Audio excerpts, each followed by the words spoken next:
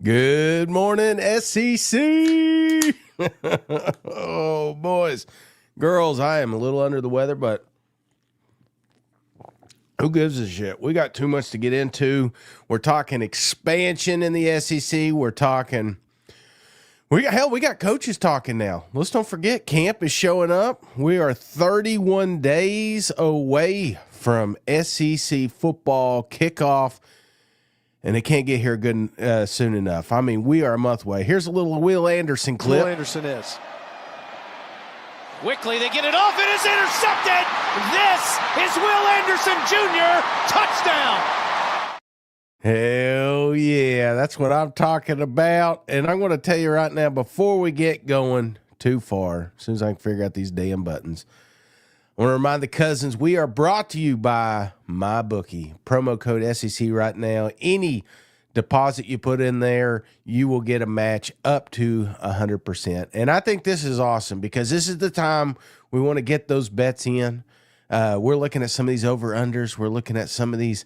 The closer we get, you're feeling a little better about one team, a little worse about another. This is the time to get those bets in, and there's no better bet than when it's not your money. So put in that promo code SEC. They will match it 100%. And talking about content, guys, not only is camp starting, okay, but we've got quarterback competition. We've got a rumor floating around that the SEC may be expanding. So we're going to get to all of that. Before we get too far, every time these kids start showing up, because Drink put out a photo yesterday. If you missed it, training camp. Drink is one that we got some comments from, and one of the things about training camp, I can't go without thinking Coach Spurrier. I tell you what, we had another sorry practice today. These guys, I don't know if we're going to be able to beat anybody this year. Quarterbacks, they can't hit the broadside of a barn right now. I don't know if we could hit that indoor facility right there. Receivers, they couldn't catch a cold if it was the middle of February, dropping everything. Defensive backs, gosh, I wonder why they got grass stains all over their jerseys. They fall about every play. About 2 or 3 of them are falling. And our kickers, it's like the Army, left, right. They're kicking it all over the place. I don't know if we can beat anybody this year. Guys, and leadership, we don't have any leaders out here. Guys are soft. They just can't. I don't know. Maybe I ought to give them a week off and start over and see if we can regroup and find some real tough guys out here. But it's been a struggle this preseason. It's been a big struggle, man. I don't know how we're going to be. Have you ever heard a coach say that? Have you ever heard a coach say that in preseason? We had a pretty good practice. The old ball coach, man, I just can't get enough of it. And this is the time.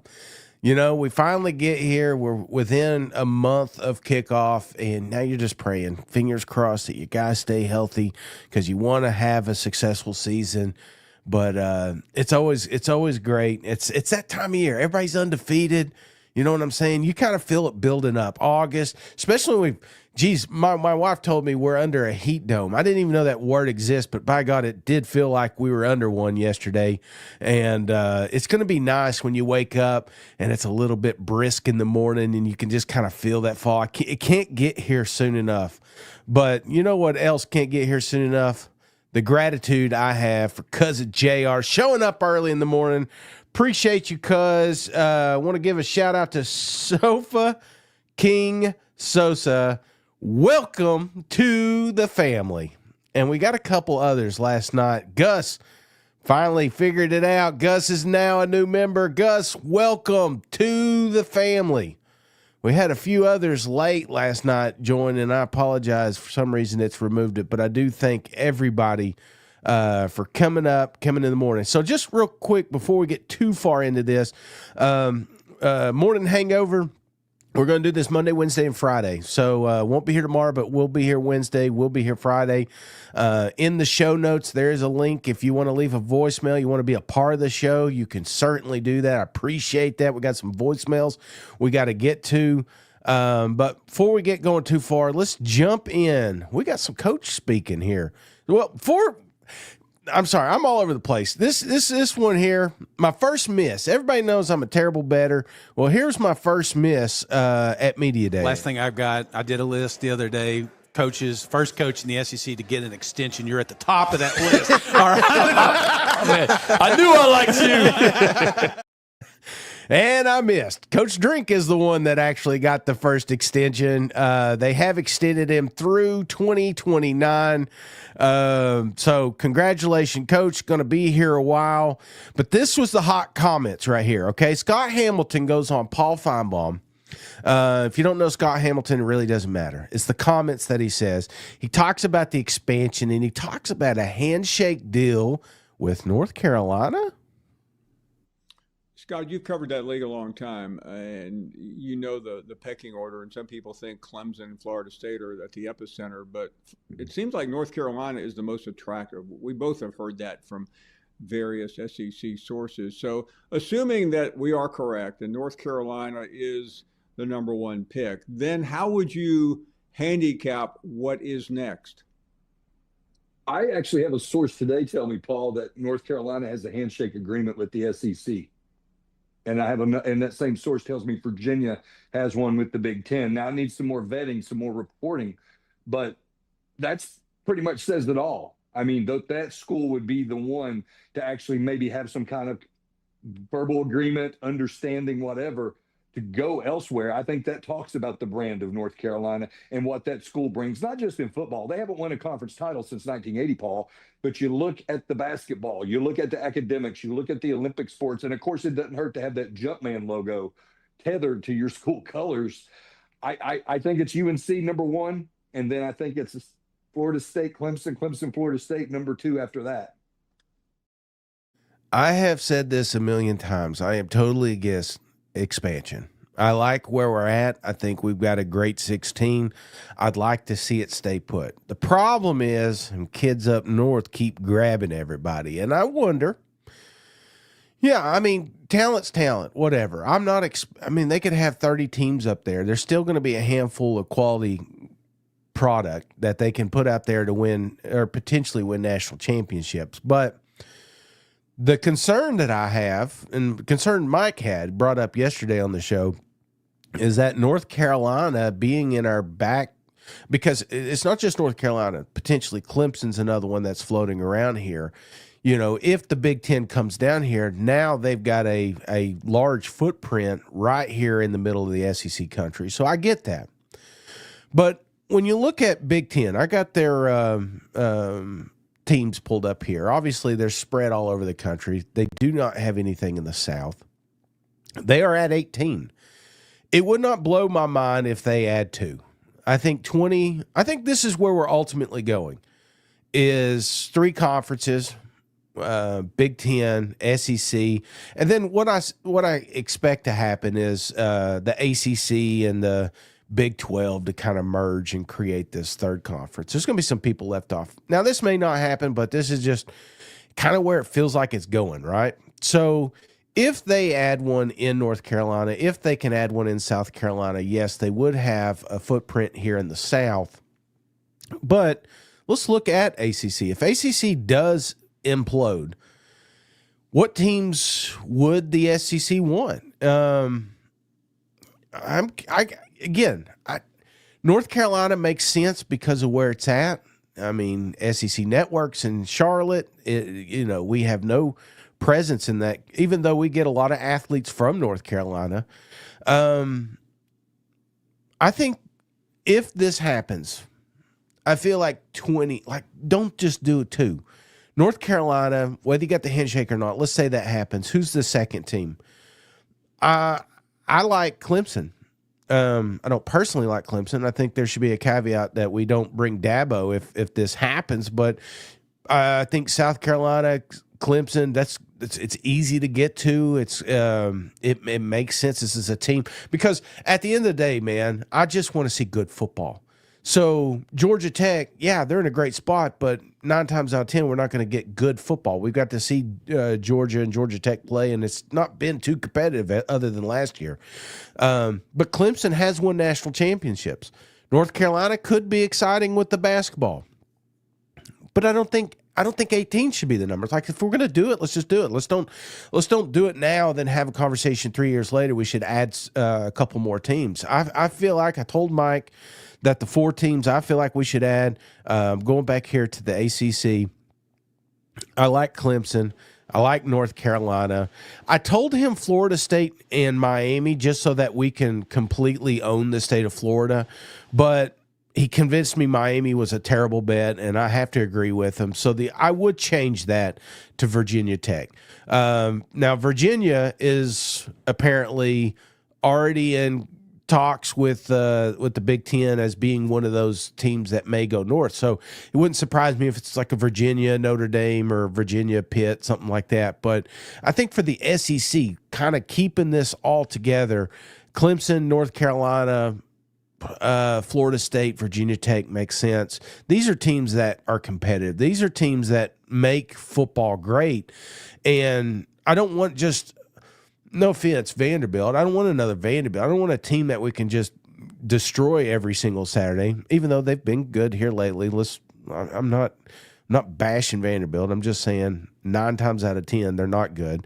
But we had Barry Trammell on at Media Days, and he made some good comments. And if you've not got to see this interview, after this, if you got some time today, be sure to bring it up. Barry was on a damn heater. I don't know if he didn't get to talk to people for 4 days and finally he just kind of let it loose on that SEC podcast.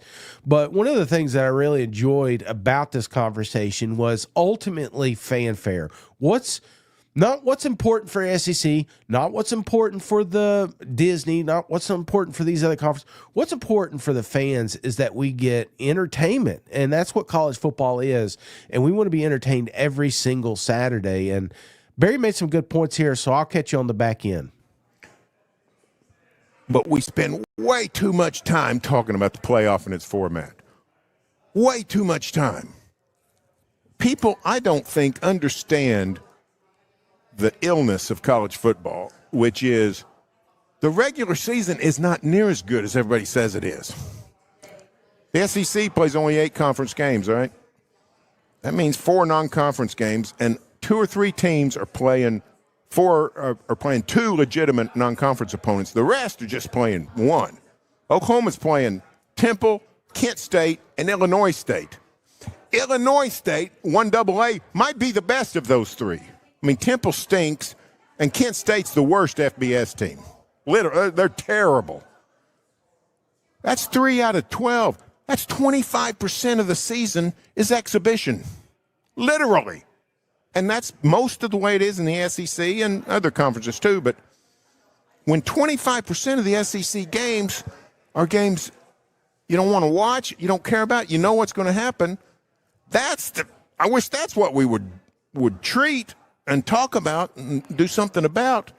You know, I got all fired up when I heard Drinkwitz say he wanted to play 9 conference games, and then we got to talking about the rivalries. And you know, I give it up to Arkansas. Poor Sam Pittman. They gave him a tough schedule. It's tough in the conference, and then he's got to play Notre Dame and at Memphis. I mean, that's a team that can beat you, and it's right there on the border. So I want to see more good games.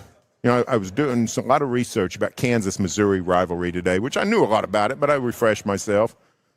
And wouldn't it be cool if everybody just played good games?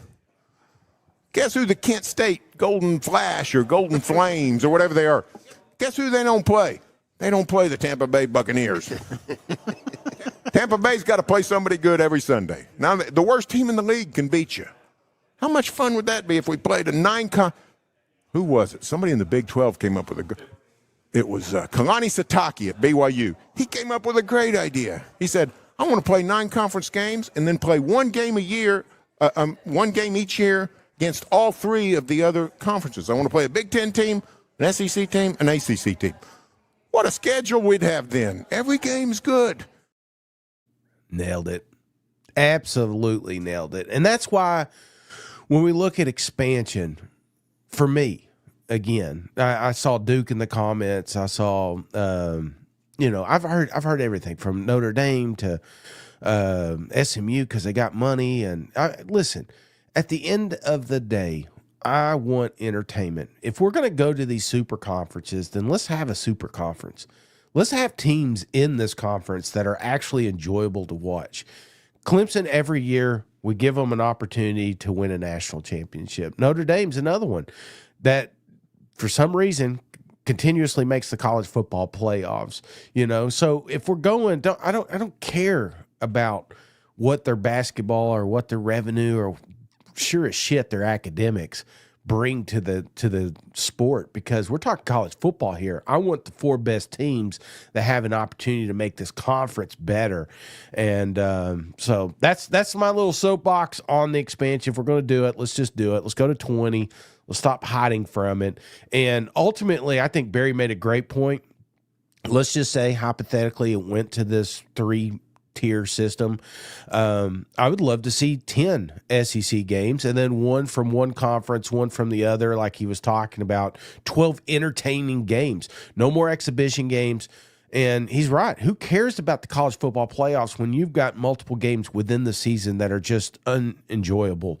So, but we do it. We're kind of handcuffed because if you schedule a tough opponent and you lose to that opponent, then you get punished for the college football playoffs. So we see the problem. Let's fix the problem. But it's not a problem. Camp showing up. Coach Drink was out here. He was the first one to speak. They are going to be the team playing first in the SEC, and I thought he had some interesting comments. Now, I will be honest with you. Most of them were about the quarterback, so I'm going to run these two back-to-back. But here's what Drink had to say about the quarterback competition. With the quarterback competition with the time out of there, is that something that you're willing to go into the first game like you did in 2023? Yeah, we have no timetable on deciding a quarterback. I was actually just thinking about this. I think this is the 4th year going into the year that we've had a quarterback competition, and so we're familiar with it. Hopefully, with that experience comes a little bit more wisdom. But absolutely, when the quarterback's ready, he'll show himself to the team. I think we'll all know who it is, and when that is, we'll tell you. I don't plan on having waiting to announce because of a perceived advantage. Neither one of them have played that much football, so there's not going to be anybody to scout. It's not going to help you see it one way or the other. And if it's undecided, we'll let them go into the games and play as long as we need to. We didn't think, maybe it's just me. Maybe we do this. We see a kid pulled in from the transfer portal and we just say, well, there's the guy. I don't know if he is the guy, and the more that Coach talks about this, I really do think we have a quarterback competition. In fact, he goes on to say, we're going to be splitting reps here right out of the gate. Expect a 50-50 split on those reps, especially early in camp? Now, we've got it mapped out through the first scrimmage to be as close to 50-50 as you can get. But, when you got, I'll say 50-50 opportunities, when you have play-up periods and that kind of thing, which kind of goes back to what is one of the decision-making factors, who gets their group into the end zone. Well, I guess we do have one. And a lot of people that aren't familiar, obviously they went out here and got Bo. I call him Bo-Mo. I think he's going to be a hell of an athlete. He did make some comments to the reporters after, I guess, arrival, and nothing really newsworthy, but did acknowledge that Sam had a little bit of presence in that locker room. Obviously, he's been here for a while, but coming off that Tommy John surgery, how does that look? So very interested to see this. But again, like I told Mike yesterday, I'm not a huge fan of quarterback competition, especially if they drag out. Drink went on to talk about this had nothing to do with, I hate when they do the week one, like we're not going to reveal who QB1 is for week one gamemanship, whatever, but that's not the case here. I feel like this gets answered sooner than later, but until that point, every rep is split, and those reps are so valuable right now, especially with the new quarterback. I'm just kind of curious to see how this one plays out. If Mizzou's going to have the season I think they're going to have, they got to hit the ground running, and they can't afford any mistakes. They got Kansas week 2, so Now, Drink did make some comments about Luther. Obviously, he's not in the locker room right now, but did express his gratitude for what he brought to the campus. Can't thank him enough for choosing Mizzou and making Mizzou cool again and making it okay. And, I don't think Kevin Coleman comes back home if Luther Burden hadn't been here and accomplished what he had. I don't know that Caden Green comes back home if he hasn't accomplished what he had. So a lot of appreciation for him. And then, I would just remind him that the best ability is availability. So get his butt out of that training room, get on the field for the Bears, and make sure he's taking care of the things he needs to take care of so he can get ready to practice. I put my butt on the line recommending the coach. So let it down right now. Some really good comments there from Coach, and he is right. I mean, whether you're a Mizzou fan or not, you got to admit that times have changed. Things have changed up there in Columbia, and one of the things that stood out to me, not only the stadium expanding, but the recruiting classes. One of the things that he referenced some of those guys coming back. I don't think they were coming back if it weren't for a guy like Luther or the energy that Drink and them have made here the last couple of seasons. So, I mean, you look at the recruiting classes post 2019. I think we hovered around in the 40s. Now, then we got to the 30s and 20s, transfers in the teens. I mean, recruiting is at an all-time high for MIZ, and it's, again, the groundwork that some of these players put in by originally taking a chance. So, all right, that's all I got for camps right now. Do want to go to the drunk lines, and if you want to be a part of this, there'll be a link in the show notes. Feel free to leave a voicemail, and I promise I will try to get to as many as I can. This first one's going to come from South Carolina, cousin AJ. Salutations, cousins. As a Gamecock fan, I am very confident in Lenora Sellers. I'm very confident in Clayton White in that defense. What I don't know is, with South Carolina not being overlooked by everybody now, can the team live up to the hype? Can the team take the next step? We're underdogs last year, snuck up on everybody, feel good story at the end. Can South Carolina be that team who starts in the top 25 and stays there instead of coming in late with a strong finish? I know you play your best ball late, but you got to win early to make those games matter. It's a good question. And, when I think of South Carolina, one of the things that I think about is the success that Shane Beamer has had, but also a little bit of a seesaw effect. We talk about how the season ended in 2022, followed by a terrible 23, and then a bounce back to a magical 24. So consistency is what we're looking for, and I think we get it. And, you did make a good comment there. I feel like South Carolina is definitely not sneaking up on anyone, but early season success is where South Carolina is going to lay the groundwork to have a successful season. So you got to come out of the gates. You got to crush Virginia Tech. Basically what you want to do is you want to run the board until October 11th. Now that's not easy because Mizzou's in there, Vandy's in there, Virginia Tech's in there. But if you're able to get to that first bye week, then all of a sudden, people really have a bullseye on you because you're a hot team that's coming into their house. We're talking LSU, Ole Miss, Texas A&M. Those swing games right there on the road, you're able to go in, create havoc. I can't say this enough. Lenora Sellers, when you got this guy, let's just be real. And whether you like Lenoris or not, I don't really care. Because if you've watched him, you see he has it. He's a special, special athlete. He is one of those kids that is going to be playing in the NFL for a long, long period of time. And if there's enough help around him, anything's possible. And so to say that people are overlooking you, it's impossible when you got Lenore Sellers on your team because everybody's going to know exactly what you're going to be bringing in. But I appreciate the call, cuz. Let's see. Let's go to Benny, cousin Benny. Hey, cousin Shane. This is cousin Benny Truska in Missouri, MIZ. I got a question for you. Yeah, I'm a huge Mizzou homer. Obviously, everybody knows that.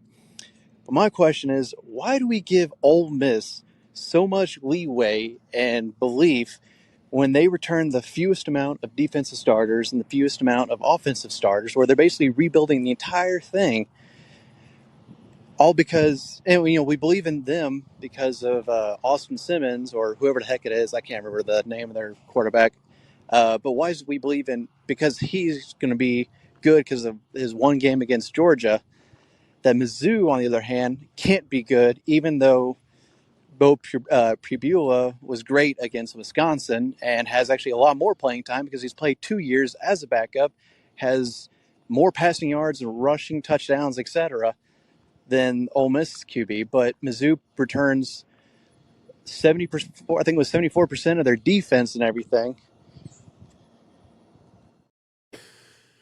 You're right, cuz. I mean, Benny, how many times I got to say it, without sounding like a homer. Now, the problem with the argument is Lane Kiffin is the X factor here because he has proven over the last 4 years that he's going to win 10 games. You look at it, 39 the last 4 games now, or 4 years. Now, Drink, on the other hand, also having success, but it's on a 2-year sample size. I think that's why people are ultimately giving Lane Kiffin the nod, just because they just need to see it. You know what I'm saying? It's like you have to lose to Mizzou a couple years in a row for people to respect you.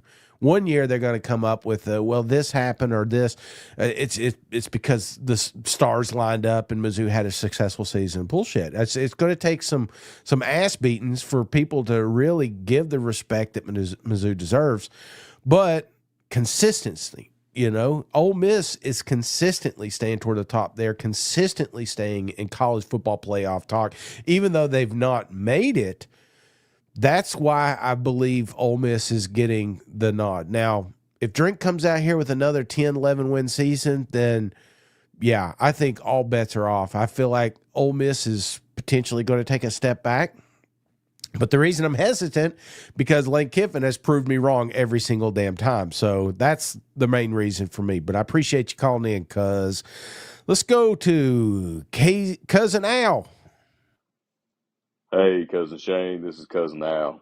Love the show, love all the content y'all put out from SEC Media Week, and loving this hangover show. It's currently about 3:57.